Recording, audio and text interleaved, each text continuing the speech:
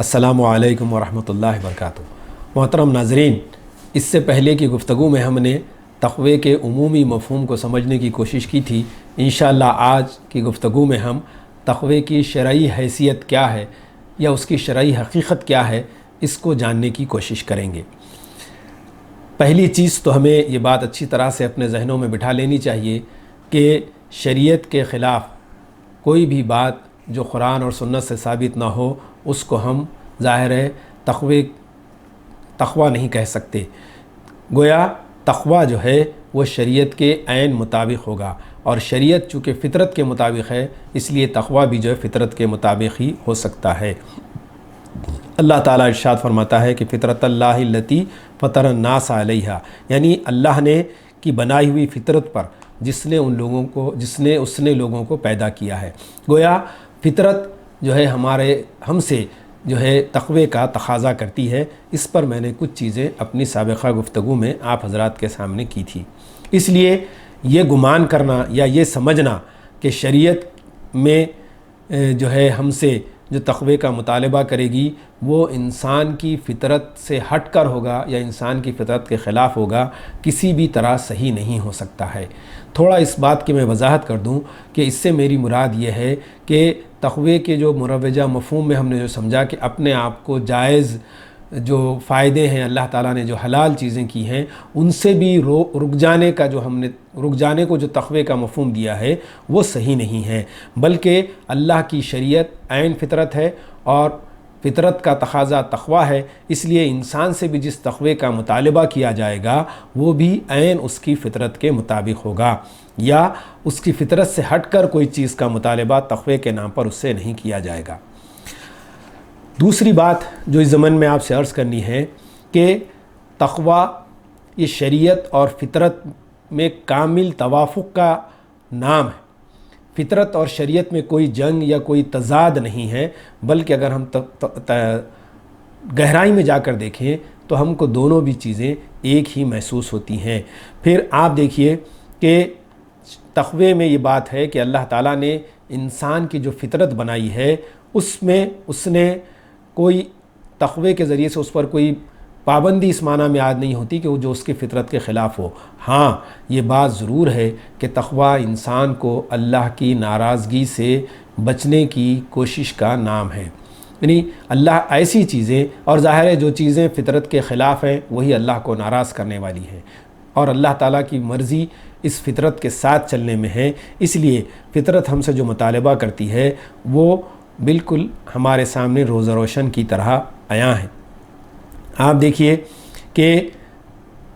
فطرت میں جیسے ہم نے پچھلی گفتگو میں دیکھا تھا کہ وہاں ہم اپنی قوتوں صلاحیتوں کو اپنے مقصد کے استعمال کے لیے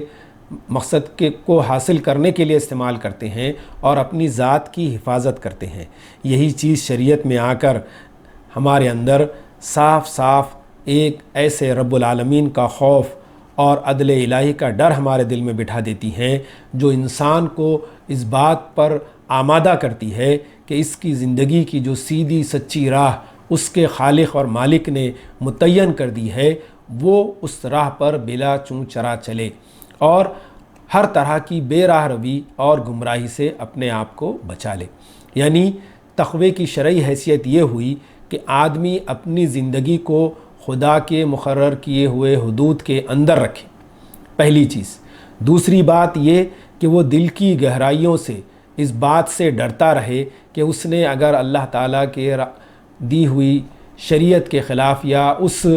حدود کے خلاف جو اس نے قائم کر دی ہیں کوئی بغاوت کی، اس کی خلاف ورزی کی، حکم عدولی کی، تو اللہ تعالیٰ اس کو اس حکم عدولی کی سزا دے گا، اور اس کی سزا سے بچانے والا اس کے سوا کوئی اور نہیں ہو سکتا۔ تو اس مفہوم میں ہم آگے اب دیکھیں گے اور اپنے اس مفہوم کو قرآنی آیات سے مدلل کرنے کی کوشش کریں گے۔ اب آپ دیکھیے کہ تقوی جو ہے قرآن میں کن مفہوم میں استعمال ہوتا ہے۔ ایک آیت کا مفہوم ہے جس میں اللہ تعالیٰ فرماتا ہے کہ حج کے چند مہینے متعین ہیں، جو اس مہینوں میں حج کرے اس کے لیے لازم ہے کہ وہ نہ عورتوں سے کوئی تعلق رکھے، نہ گالی گلوچ کرے، نہ جھگڑا کرے، بلکہ بھلائی کے کام کرتے رہے، اور کیونکہ اللہ تعالیٰ علیم و خبیر ہے، اور تقوی کا زاد راہ لے کر حج کے لیے نکلے، کیونکہ بہترین زاد راہ تقوی ہے۔ محترم سامعین، جس طرح سے ہم سفر میں جاتے وقت سفر کی مشکلات اور مصیبتوں سے بچنے کے لیے کچھ توشہ یا زاد راہ ساتھ رکھتے ہیں، کھانے پینے کی چیزیں ہو سکتی ہیں، پانی ہو سکتا ہے، مختصر سا بستر وغیرہ ہوتا ہے، ضروری کپڑے ہوتے ہیں، کچھ روپیہ پیسہ اور ٹکٹ وغیرہ ہوتا ہے۔ بہرحال ہم کوشش یہ کرتے ہیں کہ کم سے کم وہ ساری چیزیں ہمارے ساتھ ہوں، جس کی وجہ سے ہمارا یہ سفر آسانی سے کٹ جائے اور ہم جو ہے سفر میں کسی تکلیف سے، کسی پریشانی سے دوچار نہ ہوں۔ بالکل یہی معاملہ تقوی کا بھی ہے کہ تقوی بھی اللہ تعالیٰ نے جو کہا کہ بہترین زاد راہ تقوی ہے، اس کا مفہوم بھی یہی ہے کہ ہم جو ہے دنیا میں زندگی اس طرح سے گزاریں کہ ہم اپنے وہ صرف وہی کام کریں جو ہمیں اپنے مقصد تک پہنچانے والے ہیں، اور ان تمام باتوں سے رک جائیں جس سے ہمارے اپنے نفس کو اور ہماری اپنی ذات کو اخروی اور دنیاوی لحاظ سے نقصان پہنچ سکتا ہے۔ یہاں پر آپ دیکھیے کہ حج کے سفر پر جو لوگ نکلیں ان کے لیے کہا گیا کہ وہ اپنے آپ کو شہوات سے روکیں، زبان کو گالی گلوچ سے روکیں، بدگوئی سے روکیں، ہاتھ پاؤں کو لڑائی جھگڑے اور جنگ و جدال سے روکیں، جہاں تک ممکن ہو بھلائیاں پھیلاتے رہیں اور برائیوں سے روکیں۔ ان تمام کاموں کو قرآن نے تقوی قرار دیا ہے، اور اسی تقوی کو بہترین زاد راہ بھی فرمایا ہے۔ اب آپ اس مسافر کا اندازہ کیجئے جو بغیر کسی توشے کے، بغیر کسی زاد راہ کے کسی سفر پر چل پڑتا ہے۔ ظاہر ہے وہ اس بات کی کوئی ضمانت نہیں دی جا سکتی کہ وہ بغیر زاد راہ کے اپنی منزل مقصود تک بعافیت اور بخیریت پہنچ پائے گا، بلکہ ہو سکتا ہے کہ ایسا شخص منزل سے پہلے ہی اپنے آپ کو کسی حادثے سے دوچار کر لے، بھوک اور پیاس اور بے سر و سامانی اس کا خاتمہ کر دے، اور وہ اپنی منزل پر پہنچنے سے محروم رہ جائے۔ پھر ایک اور جگہ قرآن نے سورہ مائدہ میں ارشاد فرمایا کہ وَلَا يَجْرِمَنَّكُمْ شَنْآنُ قَوْمٍ عَلَىٰ أَلَّا تَعْدِلُوا اعْدِلُوا هُوَ أَقْرَبُ لِلتَّقْوَىٰ، کہ کسی قوم کی دشمنی تمہیں اس بات پر نہ اکسائے کہ تم ان کے بارے میں عدل سے ہٹ جاؤ، عدل پر قائم رہو، یہی بات تقوی کے قریب ہے۔ آپ دیکھیے اس میں تقوی کا ایک دوسرا مفہوم ہمارے سامنے آتا ہے۔ اس میں یہ کہا گیا، تقوی کا یہ مفہوم ہے کہ ہم کو اپنے دشمنوں کے بارے میں بھی اللہ کی قائم کی ہوئی حدود کا پاس و لحاظ رکھنا ہوگا، ان کو قائم کرنا ہوگا، اور کہا کہ یہی چیز تقوی کے قریب ہے۔ گویا اپنے آپ کو عدل کا قائم کرنے والا بنانا یہ تقوی کا دوسرا مفہوم ہے۔ پھر آپ دیکھیے کہ ایک بڑی مشہور آیت ہے جس کو ہم بار بار دہراتے ہیں کہ تعاونوا علی البر والتقوی ولا تعاونوا علی الاسم والعدوان، کہ تقوی اور بھلائی کے کاموں میں ایک دوسرے کا تعاون کرو، ایک دوسرے کی مدد کرو، اور حق تلفی اور برائی کے کاموں میں ایک دوسرے کی مدد نہ کرو۔ اس میں آپ دیکھیے کہ بر کے مقابلے میں اسم کا لفظ جو ہے لایا گیا ہے، اور تقوی کے مقابلے میں عدوان کا۔ آپ جانتے ہیں کہ کسی چیز کے مفہوم کو سمجھنے کے لیے اس کی جو ضد ہوتی ہے اس کے ذریعے سے بھی ہم اس کو سمجھ سکتے ہیں۔ تو یہاں پر تقوی کے مقابلے میں عدوان کا جو لفظ استعمال کیا گیا ہے اس کے معنی ہوتے ہیں اپنی متعین کی ہوئی حد سے آگے بڑھ جانا۔ جیسے کہ ہم بار بار آپ سے عرض کر رہے ہیں، تقوی کے معنی اللہ کی حدود کی حفاظت ہے، اور عدوان یہ ہے کہ آدمی ان حدود کو پھلانگ کر آگے بڑھ جائے۔ تو یہاں پر یہ بات سامنے آتی ہے کہ جو اللہ نے جو حدود مقرر کر دیے ہیں، جو واجبات اور فرائض مقرر کر دیے ہیں، جو حلال اور حرام ٹھہرا دیا ہے، پورے خوف خدا کے ساتھ ان کی نگہداشت کی جائے۔ ایک اور تقوی کا مفہوم سورہ توبہ کے ذریعے سے ہمارے سامنے آتا ہے، جس میں کہا گیا کہ جس مسجد کی بنیاد روز اول سے تقوی پر رکھی گئی، وہ اس بات کی زیادہ حقدار ہے کہ تم اس میں نماز پڑھو۔ محترم سامعین، یقیناً آپ اس واقعے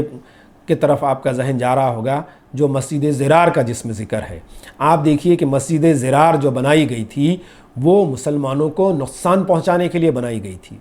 یہ خدا کی ناشکروں کی تعمیر کردہ تھی۔ اس مسجد کے ذریعے سے وہ مسلمانوں میں پھوٹ ڈالنا چاہتے تھے، اور اس مسجد کو وہ اللہ اور اس کے رسول کے خلاف یا اللہ اور اس کے رسول کے مخالفین کا، ان کے دشمنان اسلام کا ایک اڈا بنانا چاہتے تھے، اس مسجد کے مقابلے میں مسجد تقویٰ کا جو ذکر کیا گیا، اس سے معلوم ہوتا ہے کہ تقوی کے مفہوم میں یہ بات بھی داخل ہے کہ ہم مسلمانوں کی خیر خواہی کریں۔ میں اس نقطے پر آپ حضرات کی مزید توجہ چاہوں گا کہ تقوی کا ایک مفہوم یہ بھی ہے کہ مسلمانوں کی خیر خواہی کی جائے، اللہ کی شکر گزاری سے کی جائے، اور مسلمانوں کے اندر اتحاد اور اتفاق پیدا کیا جائے اور ان کی تالیف قلب کی جائے، اور اللہ اور اس کے رسول کے جو مخالفین ہیں، ان کے جو دشمن ہیں، ان سے بیزاری کا اظہار کیا جائے۔ یہ سب باتیں جو ہے تقوی کے مفہوم میں شامل ہیں۔ پھر آگے بڑھیے آپ دیکھیے کہ صلح حدیبیہ یہ خود ایک گفتگو کا موضوع ہے، اس پر انشاءاللہ کسی اور وقت بات کریں گے، لیکن تقوی سے متعلق جو بات، صلح حدیبیہ سے متعلق جو میں آپ سے عرض کرنا چاہتا ہوں وہ یہ ہے کہ اس وقت مسلمانوں، اللہ کے رسول صلی اللہ علیہ وسلم نے حدیبیہ میں جو صلح کی، تو آپ دیکھیے کہ کفار مکہ نے اس وقت اپنی ساری ظالمانہ شرائط کو منوا لیا تھا،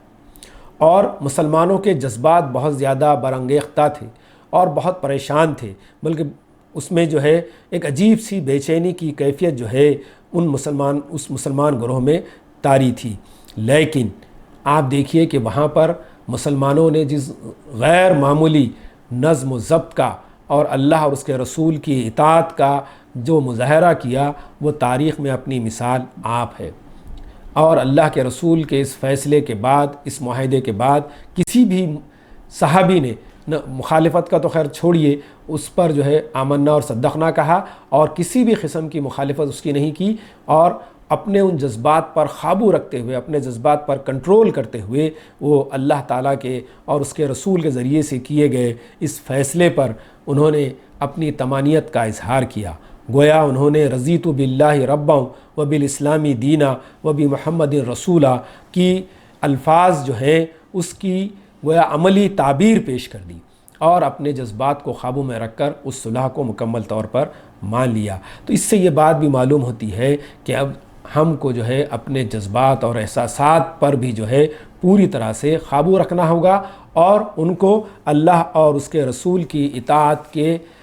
ماتحت رکھنا ہوگا۔ اس سے ہٹ کر کوئی چیز ہم نہیں کریں گے۔ پھر ایک اور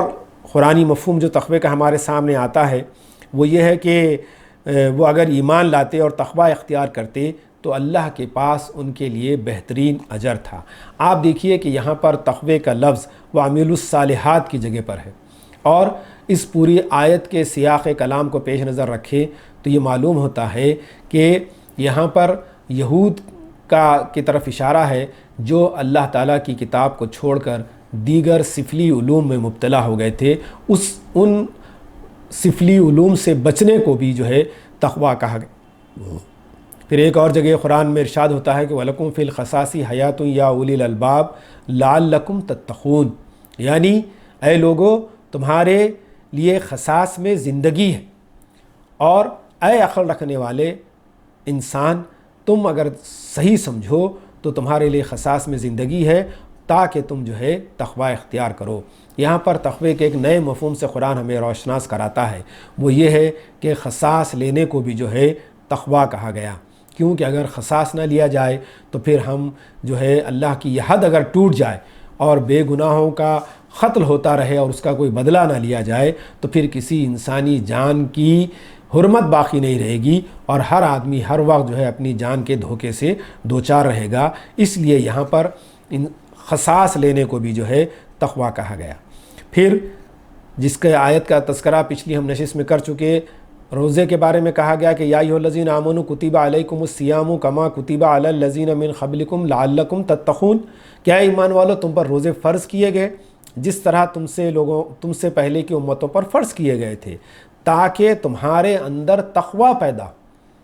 ہم اس مبارک مہینے سے گزر رہے ہیں، آپ دیکھیے کہ اس مہینے میں ہم کو اپنے جذبات پر، اپنے شہوات پر کنٹرول کرنے کی، قابو رکھنے کی ایک مشق کرائی جا رہی ہے، اور یہ مشق اس لیے کرائی جا رہی ہے کہ ہم زندگی کے مختلف مرحلوں میں اللہ تعالیٰ کی حدود کی حفاظت کر سکیں۔ پھر آپ دیکھیے کہ اور قرآن میں اور بہت ساری جگہوں پر اس کے جو مفہوم آتے ہیں اس میں یہ ہے کہ ایک اور جگہ فرمایا کہ تم جو ہے اپنے دشمن سے یا کسی سے تمہارے ساتھ کسی نے ظلم کیا ہے تو اس سے جب بدلہ لو تو برابر کا بدلہ لو، اس سے زیادہ بدلہ نہ لو، اس پر زیادتی نہ کرو، کیوں کہ اللہ سے ڈرو اور جان لو کہ اللہ متقیوں کے ساتھ ہے۔ اس کے ذریعے سے تقوی کا ایک مطلب یہ بھی آتا ہے کہ ہم بدلہ لینے کا حق تو ضرور رکھتے ہیں، لیکن اس حق سے ہم تجاوز نہ کریں، اور یہ نہ ہو کہ ایک ظلم کے بدلے میں ہم کسی اور پر ظلم کرنے والے بن جائیں۔ اس کو بھی جو ہے تقوی کے خلاف کہا گیا۔ پھر آگے سورہ مائدہ کی آیت میں یہ بات ہمارے سامنے آتی ہے کہ اے ایمان والو، اللہ نے جو چیزیں تمہارے لیے حلال ٹھہرائی ہیں ان پاکیزہ چیزوں کو حرام قرار نہ دو اور حد سے آگے نہ بڑھو، اور اللہ حد سے آگے بڑھنے والوں کو دوست نہیں رکھتا۔ اللہ نے جو پاک اور حلال اور طیب چیزیں تمہیں عطا کی ہیں انہیں کھاؤ اور اللہ سے ڈرو جس پر تم ایمان لائے ہو۔ یہاں پر واتقوا اللہ، اللہ سے ڈرنے کا مطلب یہ ہے کہ اللہ نے جو حلال اور حرام کے جو حدود طے کر دیے ہیں اس کی مکمل پابندی کی جائے۔ یہ نہ ہو کہ اس کی کسی حلال کردہ چیز کو ہم حرام قرار دیں، اور یہ بھی نہ ہو کہ اس کی کسی حرام چیز کو ہم جو ہے جائز قرار دیں۔ اگر ہم ایسا کریں گے تو ہم اللہ کے نظروں میں اس کے غضب کو بھڑکانے کا باعث بنیں گے۔ اور محترم سامعین، آپ دیکھیے کہ اور اس طرح بہت ساری آیتیں قرآن کی ہمیں تقوی کے مفہوم کو واضح کرتی ہیں۔ آئیے اب مختصراً ہم اس بات کا جائزہ لیں گے کہ قرآن میں متقیوں کی کیا صفات بیان کی گئی ہیں۔ آپ حضرات جانتے ہیں آیت البر سورہ بقرہ کی مشہور آیت ہے جس کا ہم مختلف اوقات میں مطالعہ کرتے رہتے ہیں۔ اس آیت میں تقوی کے جو ایک بہت ہی انقلابی مفہوم سے ہم کو آشنا کیا جاتا ہے، اس کا صرف میں ترجمہ آپ کے سامنے رکھتا ہوں کہ وفاداری یہ نہیں ہے کہ تم نے اپنا منہ مشرق کی طرف کر لیا یا مغرب کی طرف، بلکہ وفاداری تو یہ ہے کہ جو اللہ پر، روز آخرت پر، فرشتوں پر، کتاب پر، نبیوں پر ایمان لائیں اور اس کی محبت میں، یعنی اللہ کی محبت میں رشتہ داروں پر، یتیموں پر، مسکینوں پر، مسافروں پر، سائلوں پر اپنا مال خرچ کریں، گردنوں کو آزاد کرائیں یعنی غلاموں کو ختم کرائیں، نماز قائم کریں، زکوٰۃ دیں، اور جو وہ عہد کریں اس کو پورا کریں، اور خاص ثابت قدم رہیں مصیبت اور تکلیف میں اور لڑائی کے وقت۔ یہی لوگ ہیں جو سچے ہیں اور یہی لوگ ہیں جو متقی ہیں۔ آپ دیکھیے کہ اس پوری آیت نے تقوی کی ایک غیر معمولی اور ایک جامع تعریف ہمارے سامنے رکھ دی ہے۔ میں نہیں سمجھتا کہ یہ آیت کسی مزید تشریح کی محتاج ہے۔ یہاں پر آپ دیکھیے کہ اصل دینداری، اصل تقوی بات یہ کہی گئی کہ لیس البر ان تولوا وجوہکم قبل المشرق والمغرب ولکن البر من آمن باللہ وبالیوم الآخر، یعنی تقوی جو ہے یہ کسی ظاہری شکل و صورت کا نام نہیں ہے، بلکہ تقوی کا اصل تقاضا یہ ہے کہ آدمی ایمان لائے اللہ پر، فرشتوں پر، کتابوں پر، نبیوں پر۔ دوسری بات جو کہی گئی وہ یہ ہے کہ وہ اپنا دل پسند مال، یعنی مال جس سے انسان کو بڑی محبت ہوتی ہے، وہ اللہ کے حکموں کے مطابق اس کو خرچ کرے، اپنے رشتہ داروں پر خرچ کرے، یتیموں، مسکینوں، مسافروں پر خرچ کرے، مانگنے والوں پر خرچ کرے، گردنوں کو چھڑانے پر خرچ کرے۔ یعنی یہ حقوق العباد کی بات ہوئی، مال کے خرچ کرنے کی بات ہوئی۔ تیسرا پہلو جو بتایا گیا، نماز قائم کریں، زکوٰۃ دیں اور اپنے عہد کو پورا کریں، اور ثابت قدم رہیں ہر حال میں۔ جب مصیبت اور تکلیف ہو، لڑائی کا موقع ہو تو وہ ڈٹ جائیں، جم جائیں، اور کہا کہ یہی لوگ متقی ہیں۔ اور یہی بات آپ دیکھیے کہ کتنی واضح اور کتنی وسیع الاطراف تعریف اس میں تقوی کی ہمارے سامنے آتی ہے۔ محترم سامعین، آئیے تیزی سے آگے بڑھتے ہوئے چند ایک اور آیات کا ہم